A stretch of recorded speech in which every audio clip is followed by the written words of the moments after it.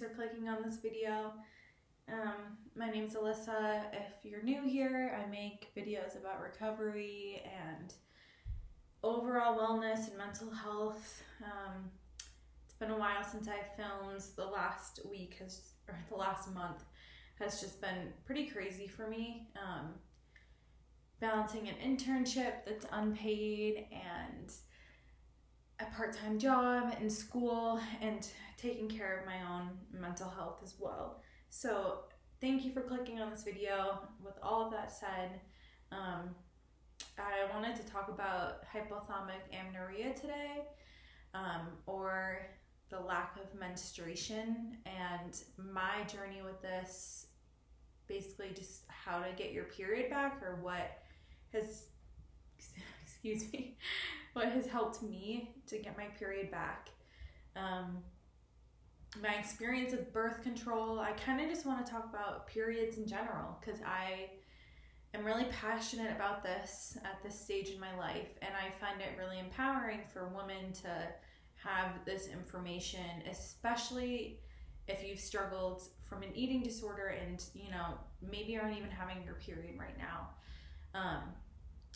So to kind of give you a backstory, I was 14 when I was diagnosed with anorexia, and at that time in my life I was not menstruating. I was terrified of puberty, and that's a story for another time, but I did not want to get a period. I was resistant, and with my eating disorder developing at that stage in my life, I did not get one. So when I was 16, I was like, okay, maybe I should have a period.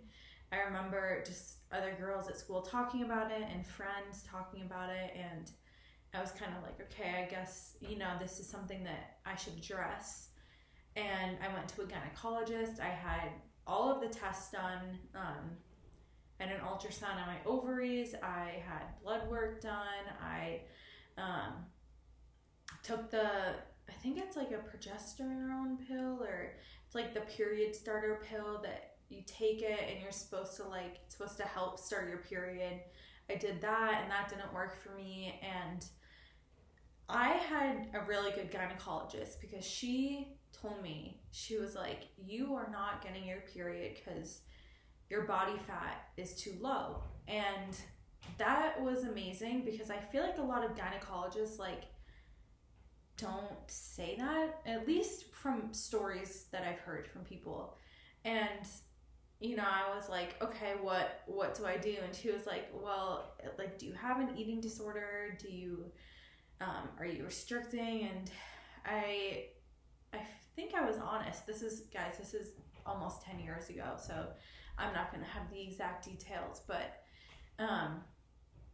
she did recommend that I get help for my eating disorder, and I did not after she said that, but she was like, you could take the birth control pill. She was very worried about my bone loss and osteopenia, and was like, here, just, this is an option if you want it. So I went on the birth control pill. And when I was in high school, I don't remember having a terrible experience on the pill. And I want to say that when you go on the pill, it's not a true bleed. You don't ovulate on the pill. It's a withdrawal bleed, and it doesn't guarantee that you'll get your period off the pill. Just because you get it on the pill doesn't mean that you're going to get it off the pill.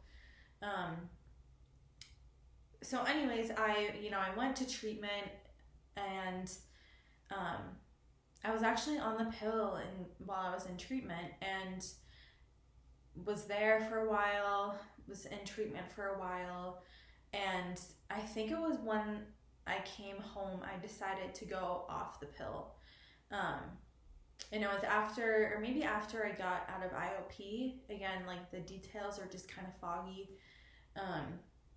But maybe you'll remember this from the old blogging days, the Real Life RD. I think she definitely wrote about hypothalamic amenorrhea. And I remember reading that because I wasn't getting my period after IOP, and I had gained weight. I was eating regularly and was doing pretty well while I was in recovery, and wasn't getting my period. And I was just like, okay, I had this gut instinct. I was like, just give it time.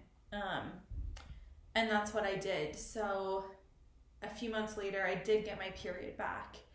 And I really think rest and food and lowering my stress levels, like monitoring how much I was working out. Lola's right here and she's being so squirmy. Come here. So all of that to say, when I was in New Zealand, this is like 5 years later from everything that I'm talking about now. I was in my junior year of college, and I had lost a lot of weight there and was exercising more, and was in a really strong relapse and lost my period again. And I remember thinking, like, because I was in a relationship at the time, I wasn't on birth control, and I remember thinking, like, oh gosh, like, am I pregnant? Like, and I went and picked up a pregnancy test, and it's funny because, like, I knew, like, why I had lost my period. I feel like I was just very resistant to admitting that it was because of my actions, and then I would have to change my actions, essentially. So guys, like, the stuff with my period has just been ongoing, and my hormone issues, and since 14 years old, and I'm gonna be 26 soon. And I think this is why I'm really passionate about it, because of my own experience and how involved my period issues have been. But anyways, after New Zealand, kind of did the same thing. I went home and I rested, and I wasn't exercising besides walking and yoga. And I did get my period back, but I did not weight restore. And I want to say this because I don't know if this is a medical thing or not. I just want to say this because maybe you have the same experience. I was underweight when I got my period back after New Zealand. And I feel like my body just kind of like got used to being in a stressed out state, if that makes sense. And I know of a lot of people that, just because you get your period back doesn't mean that that's your set point weight. You still may have to gain weight after that. But I was very stubborn, and I was very stuck in my eating disorder. And I was like, okay, this is where my weight can be. And that was not true. Like, that was not, truth. When I was in India and traveling, I had a really similar experience of, like, I was getting my period even though I was very underweight. And I had a lot of hormonal issues going on at the time. I was also vegan. Sit down. I was vegan. I was stressed out from traveling. I had a lot of really, really chronic cystic acne, but I was still menstruating. And my period was like it was pretty regular for the most part. So yeah, I say all of this because I operated under the belief that just because, like, I had my period, my body was okay. And, thinking back to when I was in India, like I said, got my period then. I was super underweight, super malnourished, running off of stress hormones, and depressed, anxious, like, things were not okay. I was struggling with food, and I got my period.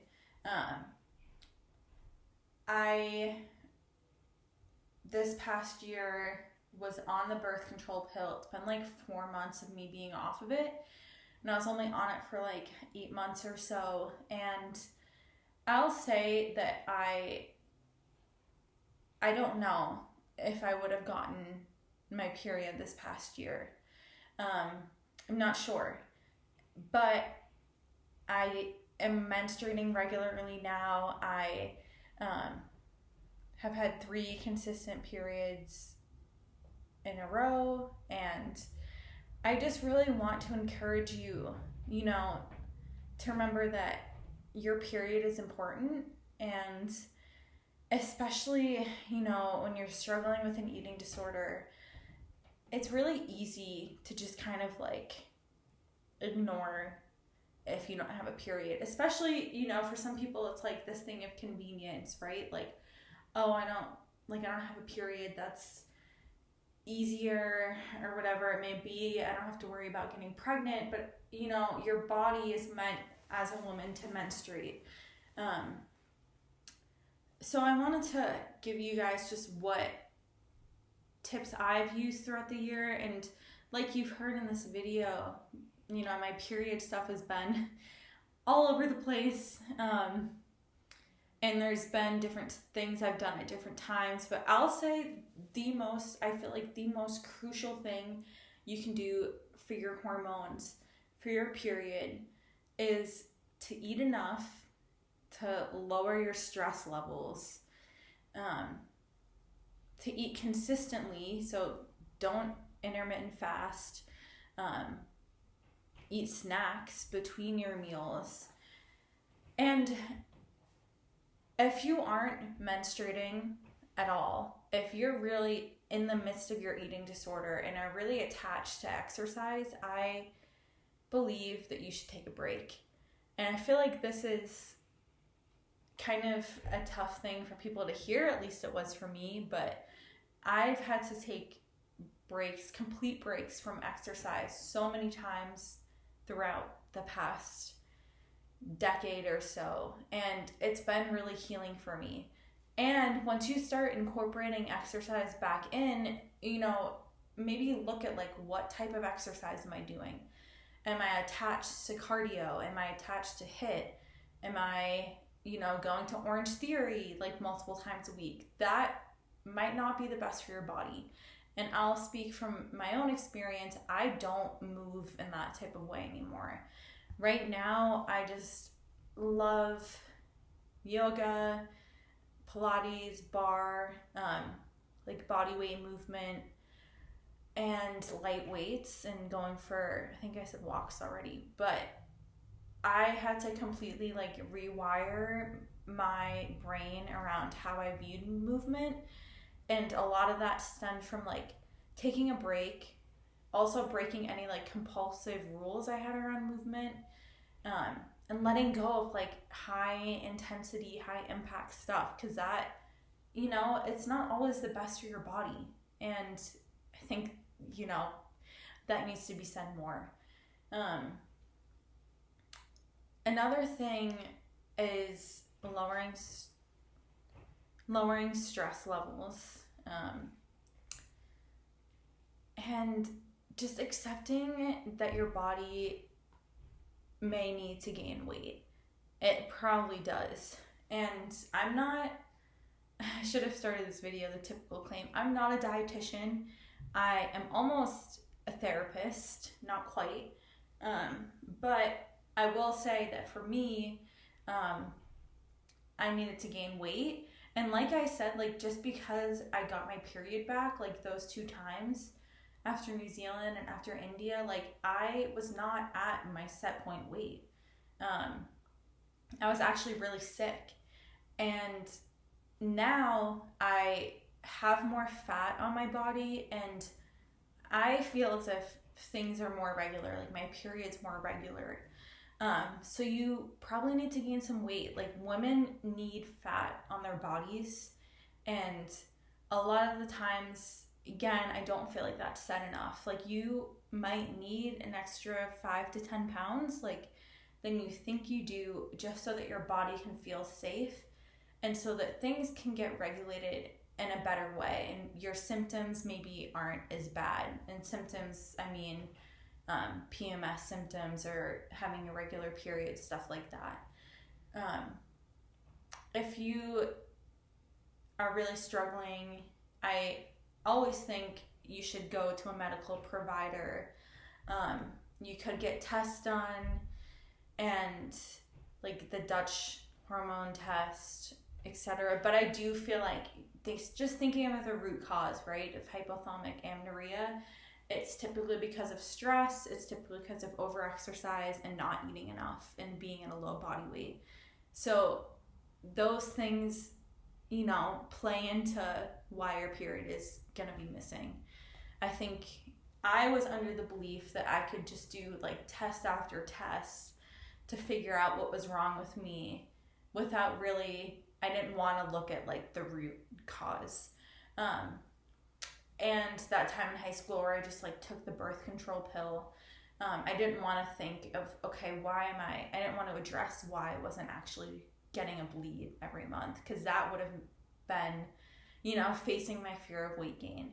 And you just need to do that. Easier said than done, but you need to face your fear of gaining weight in this process and surrender and let go, like, because your body wants to feel safe, your body's on your side, and it just is. Thank you guys so much for watching this video. I will talk to you soon. You can subscribe if you like, and have a great day.